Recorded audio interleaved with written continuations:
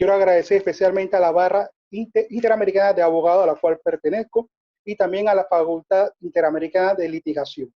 Ambas nos han abierto a nosotros la puerta de Panamá hasta México, nos han abierto la puerta para poder participar en este seminario internacional.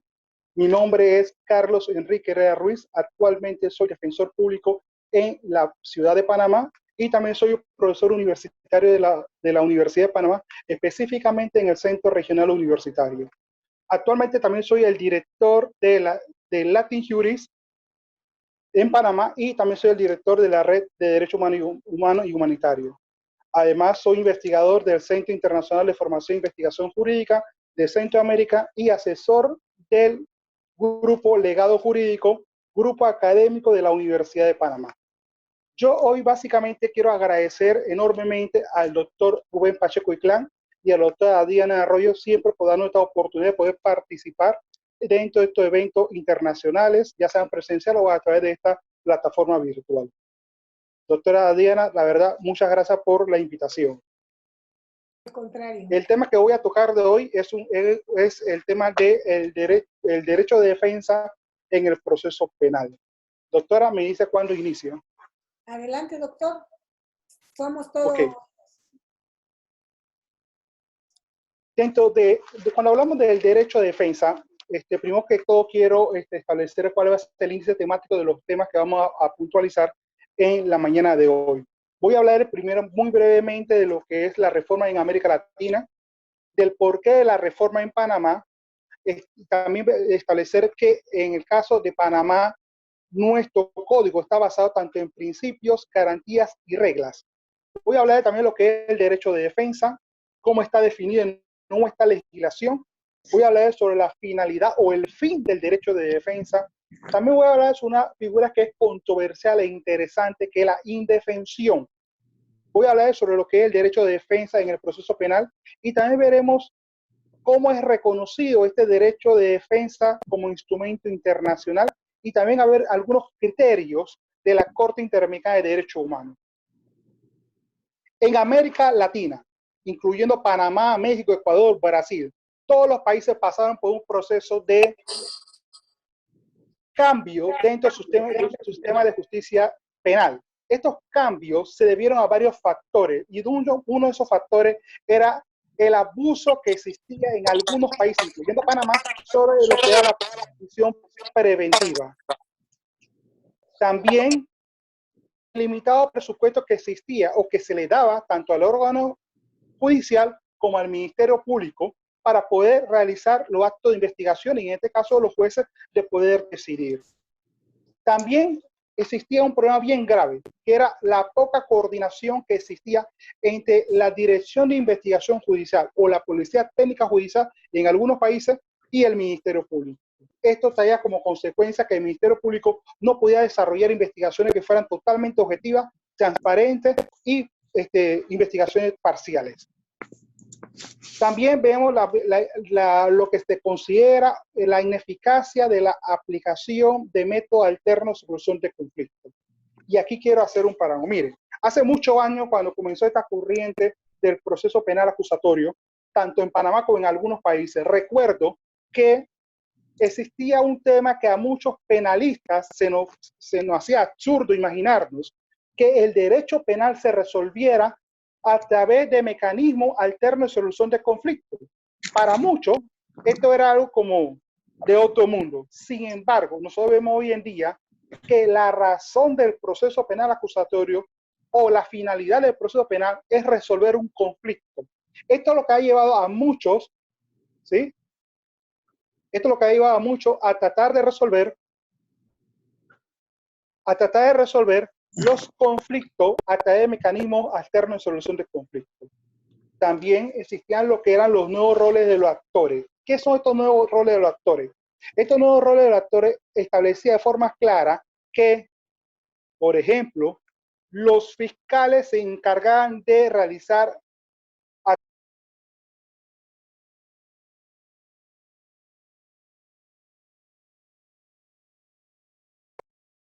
los resultados de esta investigación realizada por los fiscales. Eran los encargados de decidir sobre la culpabilidad o la inocencia o la no culpabilidad de una persona. También tenemos que tener en cuenta que en América Latina existía un alto índice de una cultura inquisitiva. ¿Qué es un alto índice de cultura inquisitiva? Incluso yo creo que uno de los grandes errores, tanto de Panamá como de muchos países, ¿cuál era? No educar a las personas o no hacer una propaganda o no hacer un mercadeo en cuanto a lo que era el proceso penal acusatorio. ¿Y por qué lo digo? Porque la gente desconocía lo que era el proceso penal acusatorio. La gente todavía sigue creyendo que ante cualquier falta administrativa, ante cualquier delito cometido, las personas tienen o deben ir detenidas. Y por eso es que los métodos alternos de solución de conflictos tocan un papel importante dentro de este proceso. Es decir, decirle más, yo soy del concepto que antes de enseñarnos a litigar, antes de enseñar a nosotros, por ejemplo, lo que es la litigación, lo primero que debe enseñar la universidad de hoy en día es a saber negociar, a saber mediar, a saber conciliar. Eso debe ser el fin de hoy en día del proceso en aquellos delitos que se puedan mediar o conciliar o realizar algún tipo de método alterno de solución de conflictos. En el caso particular de Panamá, nuestra ley es del año 2008, ¿sí? Pero su aplicación se dio de forma paulatina desde el año 2011 hasta el año 2016. En el año 2016, donde entra a regir el proceso penal acusatorio en la ciudad de Panamá y en el primer distrito judicial. Tomando como primer distrito judicial las provincias de Panamá, Colón, Darién y la comarca Gunayala, siendo el distrito más grande de todo y posiblemente uno de los más complicados, porque la característica propia de este distrito judicial hizo que fuéramos los últimos en entrar a la práctica acusatoria. Cuando hablamos del proceso penal, en el caso de Panamá, debemos tener en cuenta que la base de este sistema está basado en principios, garantías y reglas. Estos principios, garantías y reglas son importantes tomarlo en consideración. ¿Y qué es lo que quiere decir con eso? Por ejemplo, veamos lo que dice el principio de interpretación y prevalencia, principio que se encuentra dentro del artículo 1 de nuestro Código de Procedimiento Penal, que establece de manera clara que todo el contenido del código, ¿sí?, debe interpretarse en base a estos principios, reglas y garantías. ¿Qué es lo que les quiero decir con esto? Que el juez, ni los fiscales, ni los propios defensores podemos, ¿sí?, interpretar contrario a estos principios cualquiera de los artículos que se encuentran dentro de nuestro Código de Procedimiento Penal. Otro de los principios y garantías que considero importante entrar a definir es la inocencia. ¿Por qué quiero definir el principio de inocencia?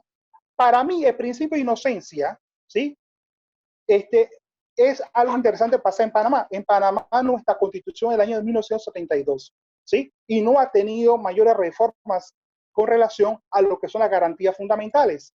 El artículo 22 de nuestra constitución habla de lo que es la presunción de inocencia. Sin embargo, nuestro Código de Procedimiento Penal, en el artículo 8, habla sobre el estado de inocencia. Para muchos, posiblemente, esto no tiene mayores consecuencias jurídicas. Para mí, sí. ¿Por qué? Porque el artículo 8 señala que toda persona debe ser tratada y considerada como inocente durante la investigación. Tratada y considerada inocente durante la investigación. Y no solo durante la investigación, sino durante el proceso, hasta que se declare responsable del delito que se le imputa en sentencia que haga tránsito a cosa juzgada. Mire la magnitud del artículo 8 de nuestro Código de Procedimiento Penal. El estado de inocencia. Existe una obligatoriedad de ser tratado y ser considerado inocente. También señala este mismo artículo que los jueces, los fiscales querellantes y los miembros de la Policía Nacional no van a poder presentar a la persona investigada o imputada como culpable ni pueden brindar información sobre este sentido a los medios de comunicación. Al inicio, tengo que señalarlo, en el caso de Panamá, cuando inició el día 2 de septiembre del año 2016, cuando entró en vigencia el Código de Procedimiento Penal, en el caso de Panamá, ¿sí?, nosotros pudimos observar que los medios de comunicación ignoraban el contenido del artículo 8 y muchas de estas personas que eran aprendidas eran sacadas su fotografía, su rostro, ¿sí? En los medios de comunicación. Esto estaba como consecuencia muchas reuniones que posteriormente hoy en día los medios de comunicación evitan sacar los rostros de estas personas ante los medios de comunicación porque existe un estado de inocencia. Otro de los principios que considero importantes, para mí todos son importantes, ¿sí? Sin embargo, hay otro principio que considero importante que es la lealtad y la buena fe. Y dice, quienes intervienen en el proceso deben hacerlo con lealtad y buena fe, sin temeridad del ejercicio de los derechos y deberes. Y el juez hará uso de la facultad para rechazar cualquier solicitud o acto que implique la dilación o manifiesta de las partes. Quiere decir que no solamente tenemos que estar acostumbrados a respetar garantías fundamentales, sino hay una obligatoriedad de todas las personas que intervenimos en el proceso a tratarnos con lealtad y buena fe. Yo tengo que considerar que la policía actúa en lealtad y buena fe. De igual manera, tengo que entender que también los miembros del Ministerio Público, los funcionarios del Ministerio Público, actúan en lealtad y buena fe. ¿Y por qué le digo que este principio en lo personal me llama mucho la atención? Porque cuando comencé a indagar sobre lo que era la lealtad y buena fe en materia penal, no existe mayores doctrinas. Existe un libro de Joan Picot que le habla sobre lo que es la lealtad y buena fe, porque este principio no es propiamente del derecho penal o del procesal penal. Este es un principio de otra área del derecho. Y por eso que llama la atención cuando hablamos hoy en día en materia de procedimiento penal de lealtad y buena fe. Otro de los principios importantes frente a este proceso penal es la investigación objetiva. Y aquí somos nosotros los defensores, tanto públicos como privados, que debemos tratar de exigir que esto sea de obligatorio cumplimiento.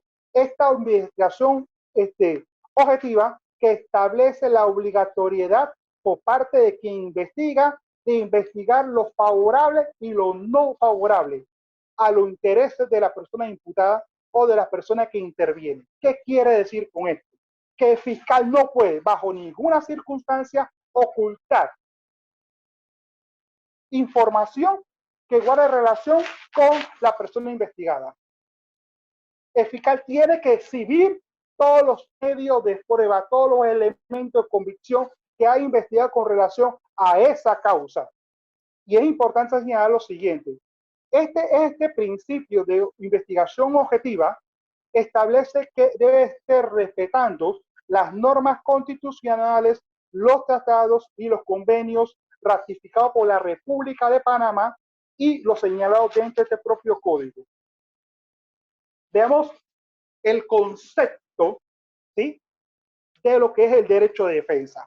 Hay un jurista, en este caso el doctor Nelson Delgado Peña, que define el derecho de defensa como una garantía del debido proceso y que la misma tiene rango constitucional, ¿sí?, y en virtud de la cual, ¿sí?, la persona imputada tiene derecho a ¿qué?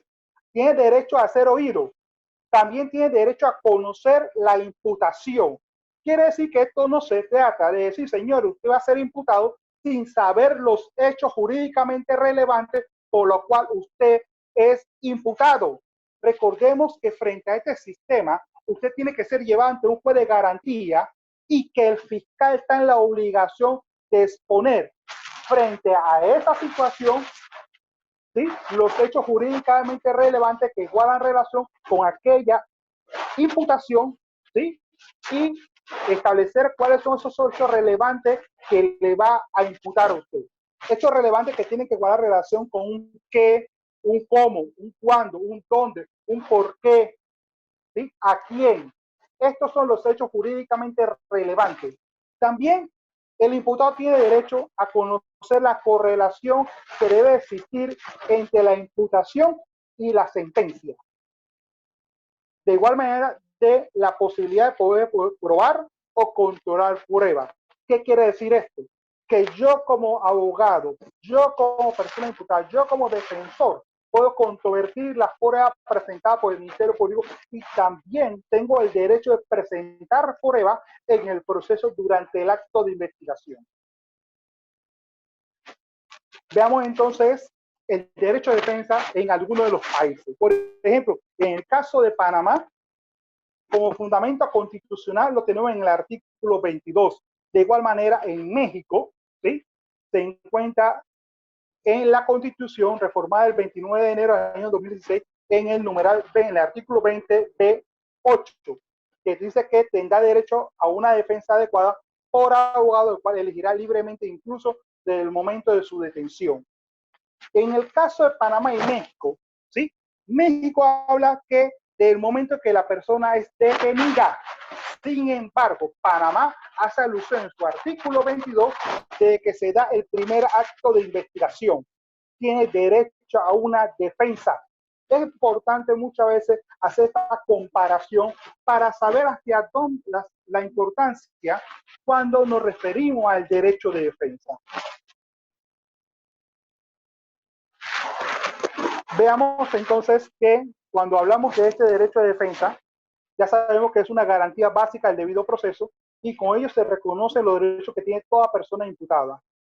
Este derecho se ejercita desde el momento de que la persona es investigada o aprendida. Recordemos que existen una serie de definiciones entre ser investigado, aprendido e imputado. No es lo mismo. Investigar a aquella persona que desconoce que el Ministerio Público le está siguiendo una investigación o está realizando una investigación en su contra. ¿Y por qué requiere la presencia de un abogado? Porque existen actos de investigaciones que requieren autorización de juez de garantía. Estos actos que requieren autorización de juez de garantía, si se realizan contra una persona investigada, tiene que estar presente un abogado en la diligencia. También la persona aprendida, en el caso de que sea aprendida por a través de flagrancia o a través de una orden judicial, desde ese momento tiene derecho a una asistencia de un abogado. En el caso de la imputación, nadie puede ser imputado sin la presencia de un abogado defensor, ¿sí? Jean Picot, ¿sí?, define, en este caso, establece que el derecho de defensa tiene dos fines. Uno es de garantizar que las partes puedan actuar en el proceso de la forma más conveniente para sus derechos e intereses jurídicos y defender debidamente contra la parte contraria. Y dos, señala Jean Picot, que es de asegurar la efectividad de la realización de los principios de igualdad de las partes y de contradicción. Esto es bien importante cuando hablamos de principio de contradicción. Por ejemplo, en Panamá siempre se ha debatido si esta famosa audiencia que se conoce como audiencia de formulación de imputación o la audiencia de formulación de cargos, ¿sí?, requiere que exista contradicción entre las partes, porque en el caso de Panamá se tiene la imputación como un mero acto de investigación.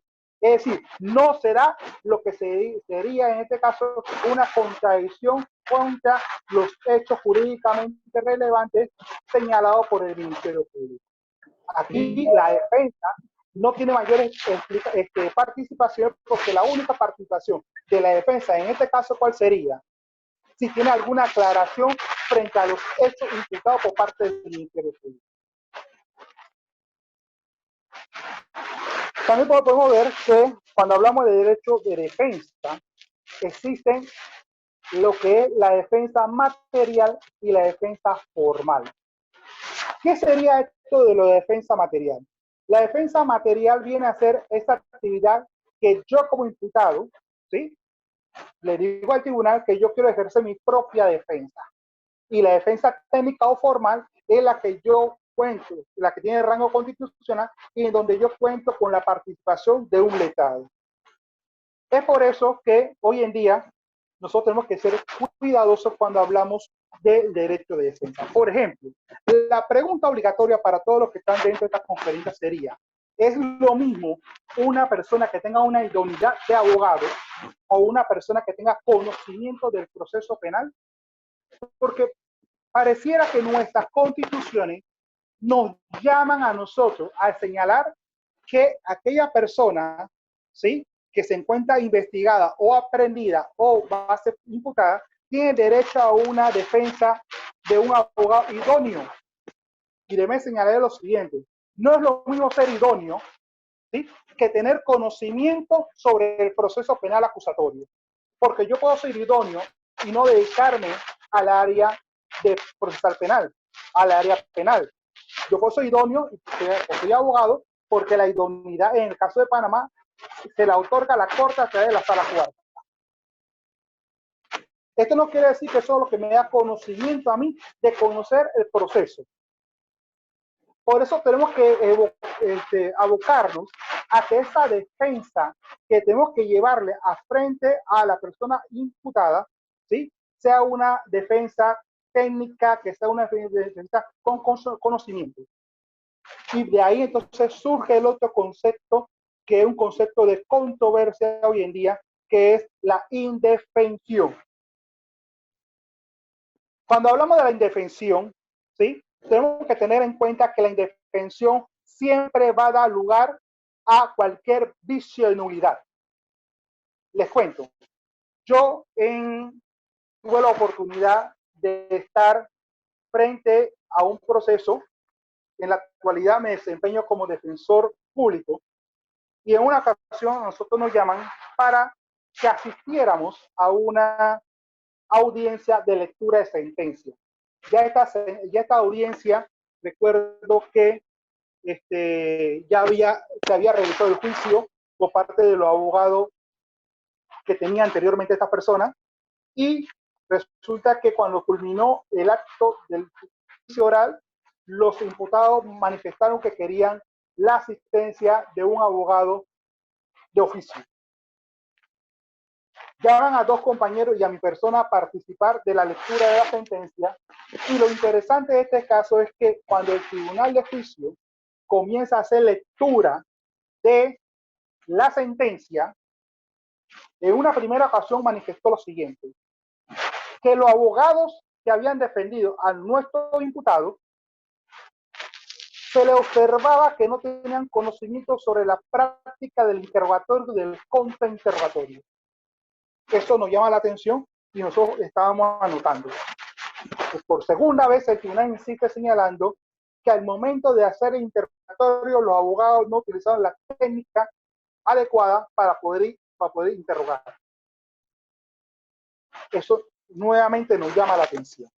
Pero ¿qué nos llama la atención? Que en una tercera vez el tribunal de juicio señala lo siguiente: que los abogados desconocían la técnica correcta de poder llevar un contrainterrogatorio. Cuando se termina la lectura de sentencia, en el caso de Panamá, nosotros teníamos dos opciones.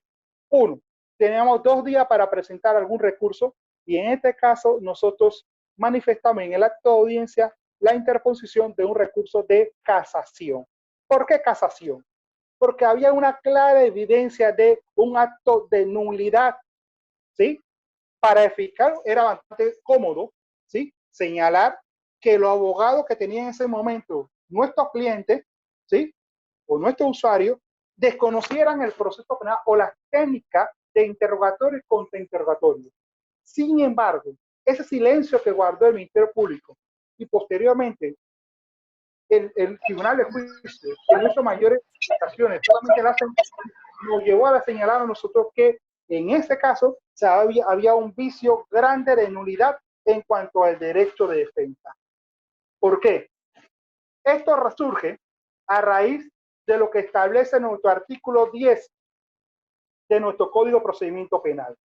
Nuestro artículo 10 establece que la defensa de la persona o de sus derechos es inviolable. ¿Qué significa esto de inviolabilidad? La inviolabilidad quiere decir que ni la policía, ni el Ministerio Público, ni el Tribunal de Juicio, ni los jueces de garantía pueden violentar este derecho de defensa. Yo sí tengo que señalar lo siguiente: había algo interesante que pasó en nuestro sistema al inicio, en el año 2016. ¿Sí? Muchos abogados que no le prestaron atención a las capacitaciones o ponerse a estudiar lo que era el nuevo proceso penal, comenzaron a experimentar y comenzaron a ir a los tribunales de garantía a hacer audiencias. Y los jueces, de manera muy respetuosa, tengo que decirlo de esa manera, le señalaban al juez que por favor, o le advertían a la persona imputada de que su abogado desconocía cuáles eran estas reglas que se debían seguir dentro del proceso penal acusatorio. ¿Y por qué esto es importante? Porque los jueces de garantía, ¿sí?, tratando de evitar una posible nulidad, le advertían a la persona aprendida, en ese caso o imputada, de que su abogado desconocía las reglas del proceso penal acusatorio, tratando de evitar una posible nulidad. Y por eso es que hablamos de la inviolabilidad de este principio o esta garantía conocida como derecho de defensa. También dice que es inviolable e irrenunciable. Cuando hablamos de irrenunciable, ¿a qué nos referimos? Nos referimos de que yo, una vez abogado, ¿sí?, tengo la oportunidad de estar dentro de un proceso, y frente a este proceso yo no puedo renunciar porque me da la gana de renunciar de manera deliberada, no. Para poder renunciar, yo primero lo que tengo que hacer, señores, es lo siguiente. Yo tengo que notificarles a mi cliente que voy a renunciar de su defensa. Luego tengo que ir ante el juez de garantía y señalarle que yo no voy a ejercer la defensa de esa persona. ¿Por qué? Porque una vez se me tome posesión dentro del acto de audiencia, donde yo diga que yo soy el abogado del señor, por ejemplo, Carlos Herrera, ¿sí?, de ese momento se me va a tener a mí como el abogado idóneo de esa persona. También nuestro artículo 10 señala lo siguiente. Dice, toda persona tiene derecho a designar a un defensor idóneo. Y ahí nosotros discrepamos. No es lo mismo ser idóneo que es tener una especialidad o el conocimiento en la materia. De su elección desde el primer acto de investigación hasta la culminación del proceso, y con quien pueda mantener inmediata comunicación de manera libre y privada.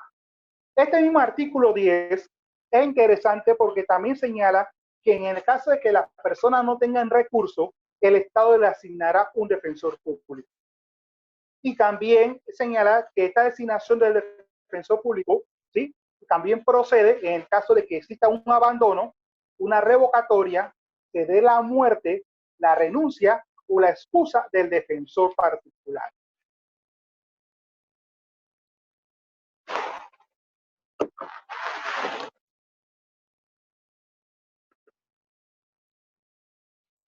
Nuestro artículo 98 de nuestro Código Penal hace alusión a lo mismo que le señaló en cuanto a lo que es la defensa técnica, que la misma es irrenunciable e inviolable.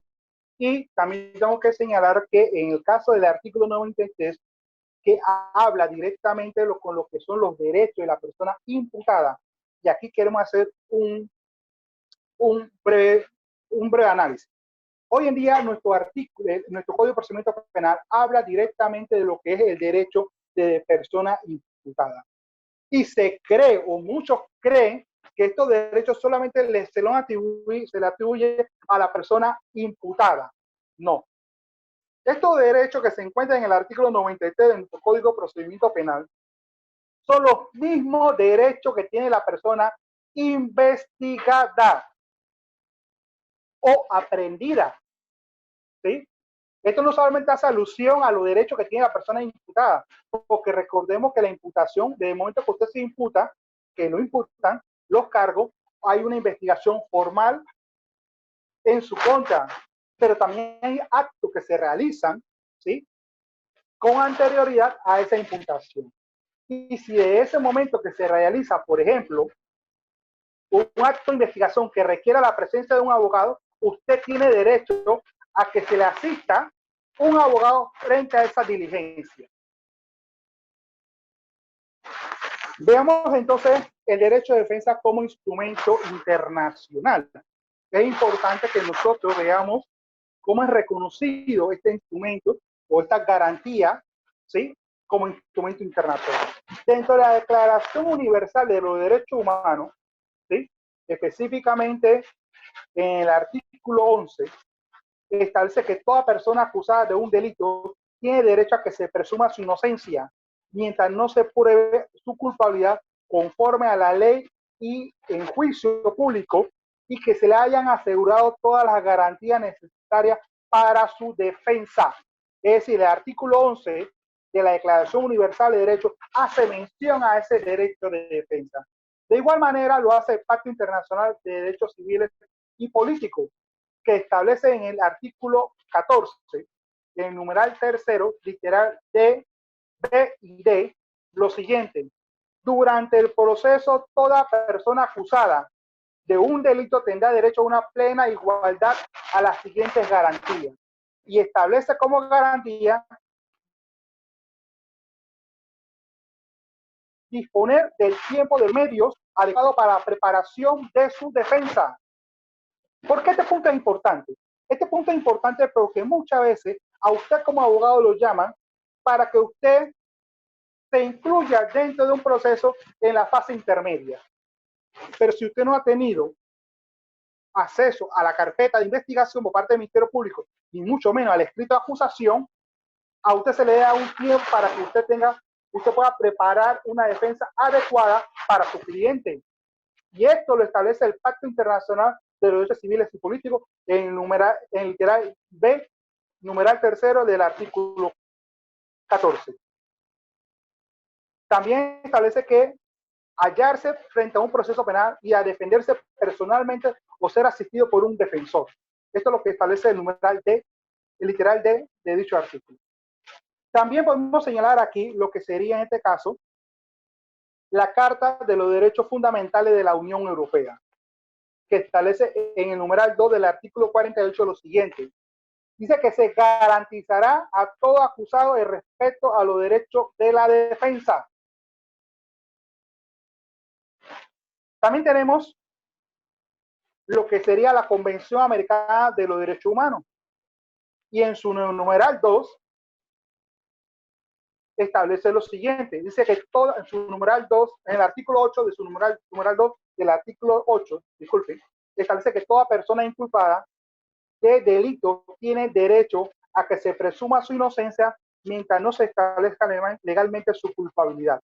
Y establece que durante el proceso toda persona tiene derecho en plena igualdad de las siguientes garantías. Y mencionan como garantía la concesión del inculpado del tiempo y de los medios adecuados para la preparación de su defensa. Mire que este literal de la Convención Americana de Derechos Humanos establece ese plazo que tengo que tener yo como defensa para poder establecer una defensa adecuada, que debe ser el concepto que debemos utilizar nosotros hoy en día. No hablar de defensa idónea, sino a través de una defensa adecuada. También habla que el derecho de defensa del inculpado, de defenderse personalmente o de ser asistido por un abogado de su elección. También establece en el literal E que el derecho de defensa es irrenunciable, y también habla del derecho de defensa de poder interrogar a los testigos frente al tribunal. Es decir, en otras palabras, habla de ese contrainterrogatorio que debe existir dentro del proceso. Hay un instrumento internacional que a mí en lo personal me llama mucho la atención, y el cual me llama la atención porque posiblemente es el instrumento internacional en materia de derechos humanos más nuevo, que es la Carta Africana de los Derechos Humanos y de los Pueblos, aprobada el 27 de julio de 1981, que establece en su artículo 7, numeral 1, literal C, que el derecho de defensa, incluido el derecho a ser defendido por un abogado de su elección. Veamos entonces algunos de los criterios que se han dado en el caso de Panamá en cuanto a lo que es el derecho de defensa. Ahí está la conferencia. En Panamá, nosotros queremos citar lo que sería el incidente de nulidad dentro del proceso seguido a DHA.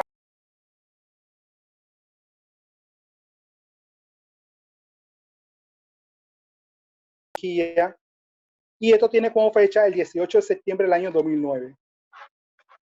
Dentro de este incidente de nulidad, el magistrado en ese entonces, Jerónimo Mejía, estableció lo siguiente: estableció que el derecho de defensa supone no solamente el reconocimiento de una defensa formal y también estableció que sea lo efectuado, que este derecho sea efectuado por un profesional de derecho no le garantiza los intereses a la persona imputada. ¿Por qué me llama la atención este incidente de nulidad? Porque el magistrado Jerónimo Mejía, dentro de su análisis de frente al derecho de defensa, está estableciendo, ojo, cuidado, que tenga un abogado idóneo no quiere decir que esta persona, ¿sí?, al momento de efectuar este derecho de defensa, garantice los intereses del imputado, sino que también implica que esa defensa material consistente en el derecho del imputado a ser escuchado, a conocer detalladamente la acusación. Y aquí cita dentro de este incidente el artículo 8.2 de la Convención Americana de los Derechos Humanos. Y por eso que este incidente de nulidad frente a este proceso nos llama la atención, porque él separa lo que es la idoneidad con la defensa adecuada, que es lo que nos debe llevar a todos nosotros hoy en día a ejercitar no una defensa idónea, sino una defensa efectiva o adecuada. También tenemos lo que sería en este caso una sentencia del Tribunal de Apelación del Primer Distrito Judicial de Panamá, donde yo laboro, que tiene fecha del 22 de agosto del año 2018, que es un delito contra la seguridad colectiva en su modalidad de posesión y tráfico de armas de fuego del 31 de agosto del año 2018. Aquí la persona imputada es J.A. Pérez, condenado a 96 meses de prisión. Y déjeme contarle lo que sucedió aquí. Aquí sucedió algo bastante interesante. Frente a este proceso, realizan una diligencia de allanamiento en una residencia con una autorización del juez de garantía. Mi cliente se encontraba dentro de la residencia, pues esta residencia no le pertenecía a mi cliente, le pertenecía a la abuela que no se encontraba en ese momento cuando hicieron la diligencia de allanamiento en su residencia. Cuando tocan la puerta, le dicen a él si quién era la persona que se va a hacer responsable del allanamiento. Miren, del allanamiento. Él dice, bueno, mi abuela no está, yo me voy a hacer responsable de ese allanamiento. ¿Qué resulta? Como él firma un documento donde se hace responsable de allanamiento, encuentran dentro de la habitación de la abuela, debajo de la cama, en un balde o un cajón donde habían herramientas oxidadas, una arma de fuego totalmente oxidada. Pero eso no era lo interesante. Lo interesante es que cuando entran a la residencia, para poder entrar a la habitación de la abuela, tuvieron que romper la cerradura. Cuando rompen la cerradura y revisan el cuarto de la abuela, encuentran esta arma oxidada. Y a mi cliente se lo llevan detenido, señalando de que ya, como él había firmado un documento, decía que se hacía responsable de allanamiento, ¿sí?, para ellos era suficiente esa prueba para decir que él era el responsable del arma de fuego. Una cosa es hacerse responsable del allanamiento y otra cosa era hacerse responsable de lo que se encontraba dentro del allanamiento. ¿Y por qué lo digo? Porque la interpretación que había hecho el Ministerio Público es que existía una confesión por parte de mi cliente. Pero si esta confesión se hubiese dado, pregunto a los que me escuchan, esta confesión se dio en presencia de un abogado.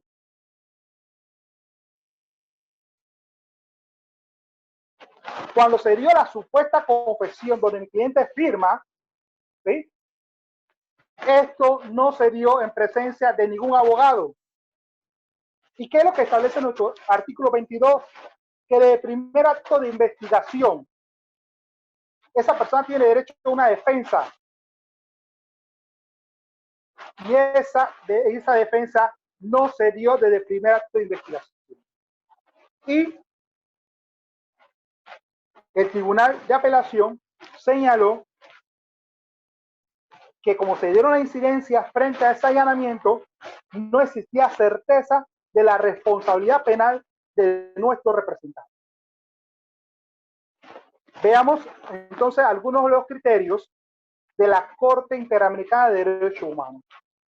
Yo lo que he hecho en este caso es recoger algunas de las sentencias de la Corte Interamericana de Derechos Humanos que tocan lo que sería el derecho de defensa y estos derechos de defensa que tiene toda persona que se le acusa o que se le imputa un cargo. En este caso yo quiero irme directamente al caso Pollo Rivera y otros versus Perú, sentencia del 21 de octubre del año 2016, que estableció lo siguiente, que el derecho de defensa debe poder ejercerse desde que se señala a una persona como posible autor o partícipe de un hecho punible y solo culmina cuando finaliza el proceso. También le señala que ese derecho obliga al Estado a tratar al individuo en todo momento como un verdadero sujeto del proceso, en el más amplio sentido del concepto y no simplemente como un objeto del mismo. Ese mismo caso, Pollo Rivera y otro versus Perú, también establece dentro de ese mismo apartado lo siguiente, que de acuerdo a lo anterior, impedir que la persona ejerza su derecho de defensa de que inicie la investigación en su contra y la autoridad dispone o ejecuta actos que implican afectación de derechos humanos es potenciar los poderes investigativos del Estado en desmedro de los derechos fundamentales de la persona investigada. Y aquí responsabiliza al Estado, ¿sí?, cuando se ignora este derecho de defensa, es decir, cuando se realizan actos de investigaciones donde tiene que estar presente un abogado y no lo hace. Entonces dice que actuar de esta manera, ¿sí?, lo que hace es que potencializa más la investigación, pero en perjuicio de la persona investigada. También tenemos lo que sería el caso Chaparro Álvarez versus Ecuador, ¿sí?, donde la Corte Interamericana de Derechos Humanos estableció que la notificación tardía de una diligencia constituye una grave violación al derecho de defensa. Por ejemplo, les pregunto a los colegas que litigan, ¿cuántas veces le ha pasado a ustedes que el funcionario del Ministerio Público lo llama a usted una hora antes de una diligencia para decirle, licenciado, a las 12:30 tenemos una diligencia de reconocimiento de rueda detenido? Y usted va a decir, pero ¿cómo usted me llama a esta hora? ¿Sí? Si usted me tiene que llamar con tiempo para que yo pueda agendar mi participación como abogado defensor en esta diligencia. Y señala que la notificación tardía a este tipo de diligencia violenta el derecho de defensa. Eso se encuentra en el caso Chaparro Álvarez versus Ecuador.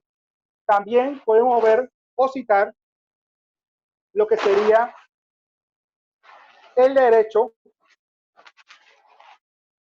que tiene el imputado a poder comunicarse libremente con su abogado. Esto se encuentra en el caso Petrucci versus Perú. También en el caso Cantoral Benavide versus Perú, la Corte Interamericana reitera el concepto de poder comunicarme con mi defendido de manera libre, ¿sí?, sin que esté la presencia de la policía o un agente del Ministerio Público. Porque resulta que muchas veces usted va a entrevistar a su cliente y ahí se encuentra un policía, ahí se encuentra un agente del Ministerio Público. Y la comunicación que usted tiene que tener con su cliente debe ser libre. El caso Tibi versus Ecuador habla del derecho a comunicarse con los funcionarios consulares y de tener protección diplomática o de acuerdo a lo que sería la Convención de Viena. Acá hacemos referencia con Tibi Ecuador, ¿sí? Tibi Ecuador habla de ese derecho de que una vez que una persona extranjera en un país sea aprehendida o investigada o imputada, tiene derecho a la protección diplomática de su país. Es decir, el Ministerio Público está en la obligación de tener comunicación con los consulados con la embajada de su país de acuerdo a lo que establece la Convención de Viena.